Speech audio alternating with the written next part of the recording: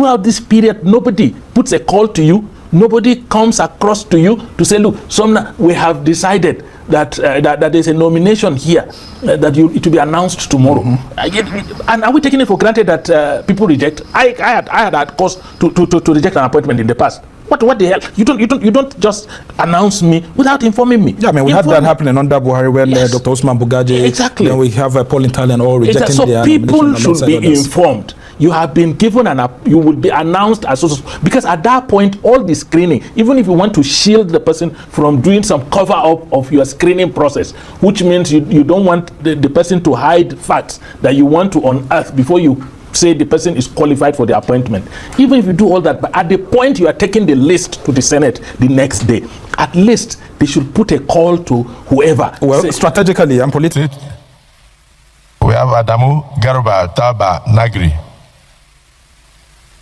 Oh, let me read that again. For Yobe State, we have Adamu Talba Nangri.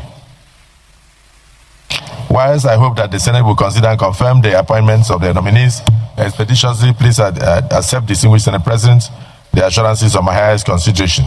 Yours sincerely, Bola Tinubu, President, Commander-in-Chief, Armed Forces of the Federal Republic of Nigeria. This second list again is referred to the Committee on Foreign Affairs to report back within 1 week. You see, this is another error from Tinubu's government that a lot of people are not talking about it. I don't know why. A lot of people are not talking about it concerning this appointment ambassadors Tinubu just appointed. This has caused raised a lot of issues again. Like why? Because I've said this before. A lot of persons are rejecting this appointment. Why? One reason or the other. I don't know. Is it how difficult, or is it how to run a government? Or before you appoint somebody, can't you give that person a hint of what you are going to do? You don't even know if the person is happy to take this appointment or not. You don't know if the person wants to work with this government or not. You don't know nothing, because you know this person to be on your own belief, to know this person to be capable or to be eminently qualified for the positions. You don't know if the person is happy with the current government, the situations, with the way the government is being run today, with the policies of Tinubu. You don't know if the person is happy to take appointment, or if the person is ready to be a part of a failed administration, because you know some of these people to be an integrity people. You don't know if they are ready to tarnish their image, if they are ready to sell themselves out to the public, if they are ready to be criticized because of the failure of this government. You just go, because you know them, you just include their name on this ambassadorial list, just for them to hear Senate President read out the list of this appointment. And inside, we now have some dead people when you don't die since they are included on this ambassadorial list. What does that mean? Does it tell you that the government is working, the government knows what he's doing? Yes or no? Take a look, listen to this video, then we'll come back and talk about it. But don't forget to like, share, comment, and subscribe to this YouTube channel. Because the list does not meet the constitutional requirements. Some states have more and some states have none. And he cited Gombe State, and of course there's also FCT that had none. How could this list have come up, including with a dead ambassadorial nominee from Yobe State? How could all of this have happened? Is it that there was no clinical analysis of the list before being sent to the Senate? I think due diligence requires that the people that are supporting the president to deliver should be mindful of a lot of due diligence in the manner they do things. The president can give the order, he can give the instruction, do this, he can clear a list before him. But those that are supposed to do the due diligence to ensure that all the requirements, the criteria are concluded effectively. It's not the president that will do that. Yeah, but this is the highest level. There are people who are supposed to do that, and they are failing in their duties. And I think if we would hold the president responsible, we should hold him responsible for allowing people do this kind of things and get away with it. Of course, it's absolutely wrong, to send a list for federal appointments that do not reflect the federal character. But the Constitution only mentions ministerial nominations that should have one in each of the states of the Federation at the minimum. But in the case of other appointments, it's usually mutual forbearance. Politicians are supposed to develop some level of mutual forbearance in the manner they operate the system, to the extent that it becomes institutionalized, that you don't have to remind anybody that there are certain criteria like federal character, like gender, like generational, representation in appointments. By now, the system, after 20-something years of unbroken democracy, the system should have matured enough that there will be checks. Once you're putting forward a bulk appointment or even appointment, somebody, some office should be there to look at it within the context of the federal character, geographical representation, which is key in a federation that wants to promote unity amongst its constituent groups. Then secondly, they should look at it within the context of inclusion. Are the two genders, represented effectively, because we need both our men and women for national development. Then they also look at generational. People are overlooking generational representation. Do we have elderly people? Do we have younger people? So that because the elderly people should begin to now mentor the younger people, so we can have a seamless transfer of power from the current holders to younger people that are coming behind. And you can't do that unless you mentor. So I think there's an office that should do all of this due diligence that did not do. That's number one. Number two, I think the inclusion of somebody who had passed away is actually an embarrassment on the system, and it's an embarrassment on the president, and that whoever did not look at that thing properly and allowed it go should be called to order. Because the president, with good intention, had ensured that all states were represented. Of course, the exclusion of Gombe and FCT indigenes is also something that somebody should take responsibility for, and that the president. But I believe that the list is not exhaustive, because we have noticed that he first sent 3 names, then sent a set of names, and now he's sending another set. So I'm sure in due time, all of this will be resolved. Some of these things will be resolved, or if not all of it will be resolved. So I believe very sincerely that it's most importantly, I think it's time we had ambassadors, and high commissioners in our embassies to explain to Nigerians. And let me tell you, I have noticed that a lot of people are talking about the quality of the people selected. What do we expect them to go and do? First and foremost, we have. Even when you're a career ambassador, there's a career consular officer that you're going to work with. If you're a non-career ambassador, after your initial orientation, which should put you into the rudiments of diplomacy, you still go and work with a career officer of a highest level. Like a charge d'affaires and all of that. In some embassies, the consular officers, charge d'affaires officers, are of the rank of ambassadors.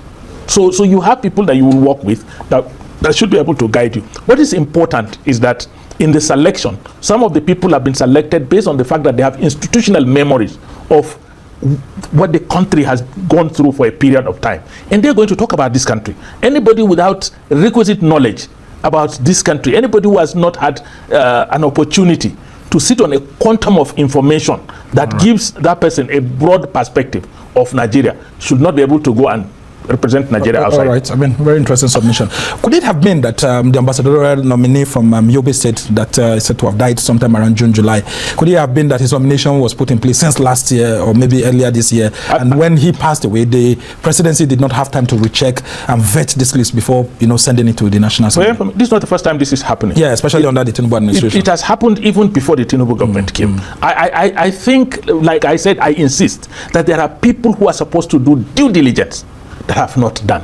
And who are those people? Could it be the chief of staff or the minister of foreign affairs himself that passes? There are a litany of aides on foreign affairs and all of that. Officers. I think as a nation, we should pass this level of, perhaps it's an inheritance from our military years of military rule, but I think we should pass this syndrome of somebody being appointed, on radio and television. Before the announcement is made, you should be contacted. We were talking about the person has passed SSS screening, he has passed the screening. There are many screenings that we are told that appointees go through and they pass through those. You mean throughout this period nobody puts a call to you, nobody comes across to you to say, look, Somna, we have decided that there's a nomination here that it will be announced tomorrow. And are we taking it for granted that people reject? I had cause to reject an appointment in the past. What the hell? You don't just announce me without informing me. Yeah, I mean, we had that happening under Buhari when Dr. Osman Bugaje. Exactly. Then we have Paul Intali and all rejecting their nomination. So people should be others. informed. You have been given you will be announced as because at that point, all the screening, even if you want to shield the person from doing some cover up of your screening process, which means you don't want the person to hide facts that you want to unearth before you say the person is qualified for the appointment. Even if you do all that, but at the point you are taking the list to the Senate the next day, at least they should put a call to whoever. Well, strategically and politically, do you think that would serve the interest of the presidency? Because some of these nominees, if the Office of Chief of Staff, for example, puts a call to them, many of them may go to town and start singing even when the presidency has not sent that list. Could it be that it's that fear that's made the presidency to say, look, if we did that a few months ago, we don't need to tell you again before we push this list forward? Why can't we put it also as the first test of leadership capability? That you'll be given an information, and if that information goes out, then it means you cannot even hold, sensitive information that will come to you by virtue of the position you have been appointed. Look, let's be. You see, institutional build-up in governance, comes after a long process, and that there is an evaluation at every point. We've been told at the beginning of this government something that we all, you remember I was here, we commended the government, that the government is going to institute a monitoring and evaluation mechanism with KPIs, key performance indicators, for people who are given positions of authority.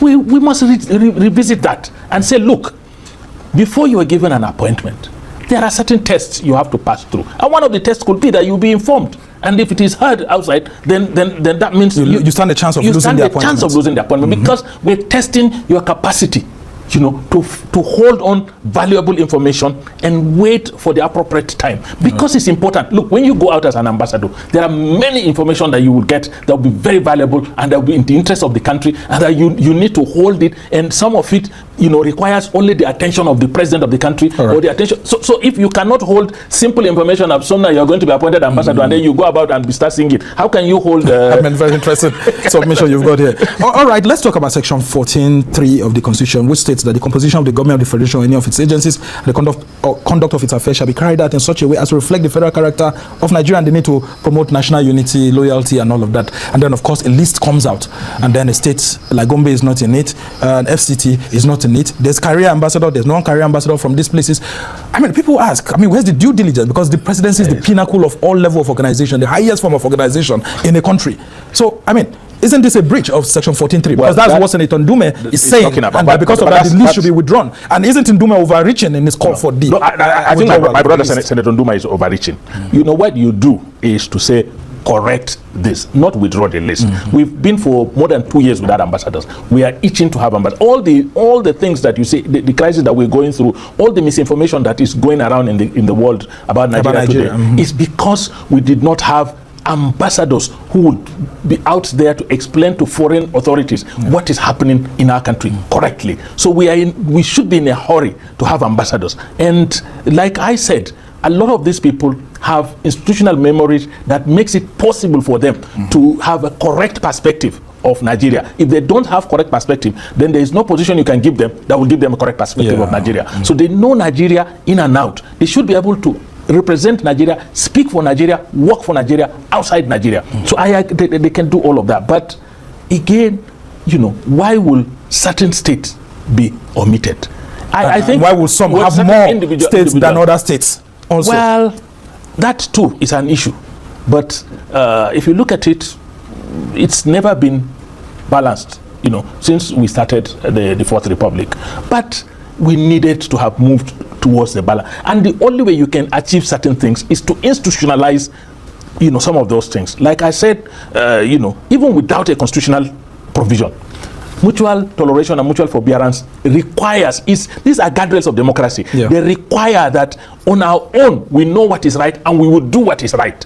You don't have to be prompted by even constitution or agitations in the street. You need to know that on your own, these are right steps to take, and we take them. And over time, it becomes institutional, and it becomes a means of but Ndume saying they should withdraw the list, I think it's an overreach. I think what we should do is to call on our president, who listens. Actually, we've had experiences severally where the policies are thrown onto the public space, and when people raise objections, the president bends over backward and said, "Look, I have corrected this, or it's been corrected." This is one list that he really needs to bend over. So we are hoping that the first step is that a nominee from Yobe to replace our late brother should be presented as urgently as possible. Gombe should be remembered, and that somebody must be sent from Gombe immediately, and that we must begin to calibrate. You didn't talk of the FCT, calibrate and include the indigenous peoples of the Federal Capital Territory. We should not render them stateless. At present, what we're doing is that when we don't consider the indigenous peoples of the FCT, what we're doing is we're rendering them stateless in determinations of federal character. Because in one breath, you say everybody should be represented. In another breath, you pick people from states and then they're there. They cannot claim any other state. They can only claim the FCT. And if they can only claim the FCT, just like our president did by appointing an FCT indigene as a minister in the federal cabinet, I think we're praying that. And let me tell you, Aduda rose, in the foreign affairs ministry up to the rank of an ambassador, and became and became a permanent secretary. So you can't sit down and tell me that there are no qualified people to be made ambassadors from the FCT. So I think we should address that. So once that is addressed, then we need the posting as soon as possible so that people can begin to engage outside this country, because the image we have there is not a very good one. The American president has used very derogatory terms to refer to us, and if we do not go out there quickly and correct some of those things, the reputational damage it will do to us is such that we need to recalibrate our reputation and begin to tell the world we are not what we are said to be, and ambassadors will play a key role in that. All right. Interesting indeed. We have lots of prominent Nigerian diplomats, both career-wise and all of that, who are qualified for the president to choose from, including the Ambassador Lazarus Kwasaba, and then, of course, Gabriel Aduda and all of that you talked about. But as we try to round off this conversation, let's talk about how President Tinubu has sat down and looked at these Nigerians. And yet, Nigerians are also saying that there are lots of controversial names on that list. If you were the president, what will you do? Because you have, the political power to appoint anyone who you like. So you have complaints now of several of these names also being complained about, the likes of Reno Mokri, some people asking former INEC chairman Mahmoud to reject the appointment and all of that. What will you do within this instance? Because the president would have known why he specifically asked for those people to be added. Or was it just political gifts? No, I think one thing I want to defend the president for. In one breath, we are calling on our leadership to begin to bridge the gap between politics and governance by not treating whoever stands on the other side of the political divide as an enemy, but as a Nigerian with contributions to make to Nigeria. So if the president decides to appoint somebody who was not on his side during the politicking, it does not mean that it's a bad thing. Actually, for me, it means that the president has a large heart to say, look, we are all Nigerians. Whether you had supported my politicking or not, if you have what to contribute to make Nigeria better, I will bring you on board. So we should look at it from a positive perspective? From a positive perspective. Okay. That's number one. Number two, a lot of people see the INEC chairman as being a former INEC chairman, that giving him an appointment is like rewarding a role he played. But I don't see it that way anyway. Okay. I see it as, he's one Nigerian that has had a turbulent years managing our electoral process, and in doing that, he had accumulated a lot of information. In fact, he should be one of the few people in this country with on the fingertip knowledge of the geography of this country. He knows all the, he must have come across all the polling units, all the wards, and all of that. Well, you can't stop him from actually talking. Political compensation. It could be, but he also has a lot of information about this country that he can share with people outside, which will be valuable to us. A whole lot of names there, like Fatima Ajimobi, who's the wife of the former governor, the late governor of former lead governor of Oyo State, which people say is political compensation, Senator Ita Enang, and then of course you also have former Rivers State Sole Administrator Vice Admiral Eteibas and all of that. I mean, he was a every sole administrator. Why did you need to bring him back? Is this not political compensation? Every naval officer is a diplomat. Okay. Look, let me tell you, the Navy is the only one arm of the armed forces that uses common ranking all over the world. Oh, interesting. A naval officer is an automatic diplomat, and I tell you that, you know, all right. Even a junior naval officer has shown us that they have some diplomatic skills. Yes, like it happened with the FCT minister. This is what we have been saying, that Tinubu government, Tinubu policies, is there anything Tinubu done in this government that has not generated a lot of negative reactions from the public during appointment, during other policies? And some of these policies have been kicked against, that is not good, it's not working. So they have to go back and review these policies and review this appointment. At the end of the day, some of the appointment does not stand. People kick against it. It doesn't, this person does not qualify. But why is Tinubu just interested in recruiting people, some of them who has no integrity? Then, this is when you know what we have been saying, what I've been telling you. I'll take my time to explain. People, integrity matters to them a lot. Do you understand? They took time to build their reputations. They do not want somebody to tarnish their image. If you want to appoint an ambassador, is it not better? I mean, is it not how it's being done? You first of all discuss with the person. At least let the person know what you are about to do. You don't know the current business, the current activity, what the person is currently going through, what he have his hand, what he's doing. If he's ready, he or she is ready to pick this appointment, to work for this government. If the person is happy with the current government, if the person is happy with the situations on ground, if the person is happy with Tinubu policies, you don't know, because you know this person to be a qualified candidate, or you know his qualifications. You know this person's integrity, reasons you decided to say, okay, this person should work for you, whether the person have integrity or not. But what I'm saying, I thought before you appoint an ambassador, you should first of all give the person a hint of what you're about to do. Let the person be aware. Right? Because of that, that's why a lot of people are talking. Now, how can you appoint somebody who they said the person don't die 5 months ago? It means that this government is not working. Can you imagine? Somebody don't die 5 months ago, you can't appoint her. It means the government doesn't know what they are doing. Not Tinubu, before they presented the list, or Tinubu have his own special candidate to appoint. Why he sent his team to delegate people? Those people, what are they doing? It shows that these people are just not doing nothing. Nothing. This is a typical example of doing nothing. They don't know what they are doing. Reasons why people continue to complain about some of these policies, some of these appointments. This is an example now. If you have do your job diligently, first of all, contact these people, verify who they are, where they are, what they are currently doing, if they are ready to pick up this appointment. You didn't do that. Now, some of them rejected this appointment. They said they don't want. Some of them rejected because they don't want to work for Tinubu. Some of them rejected because the government has failed. They don't want to be part. They don't want to be part of this failed government. Some of them rejected because of the country you are asking them to represent. They don't want. Instead of them to represent those countries, they rather focus on what they are doing. Some of them rejected because the integrity matters to them a lot. Why some are happy to take it because they have no options.